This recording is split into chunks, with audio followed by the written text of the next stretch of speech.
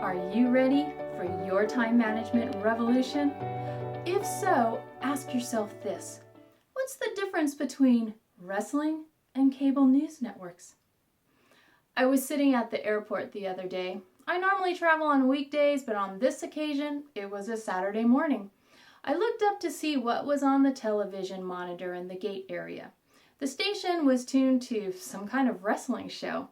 I'm not talking about high school or college wrestling or Olympic Greco-Roman wrestling. We're talking about some kind of WWE wrestling or something similar to that.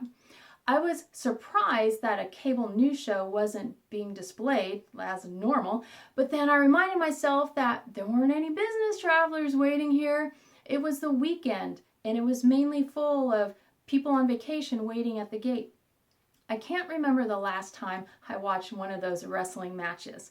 I immediately started chuckling while looking at the wild hairstyles, the feral looks, and ridiculous gestures. I even had a flashback to my childhood days watching Hulk Hogan in his big matches. As I continued watching the entertaining mess on the screen, I realized that this was almost like watching news shows on those cable networks. The blustering, the puffing up, the posturing, the bickering. I'm right, you're not, because I say so.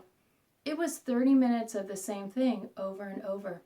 The only differences I could come up with between wrestling and cable news shows were the attire. On cable news networks, the hosts and interviewers are usually in some suits or some kind of business attire, but on wrestling shows, the wrestlers wear costumes. Another difference, the blood pressure levels. I know that I'm not the only one who experiences increased blood pressure levels when I overhear people bickering on cable news shows. They argue, they quite often use incorrect or embellished data as support, and they mainly share opinions instead of facts.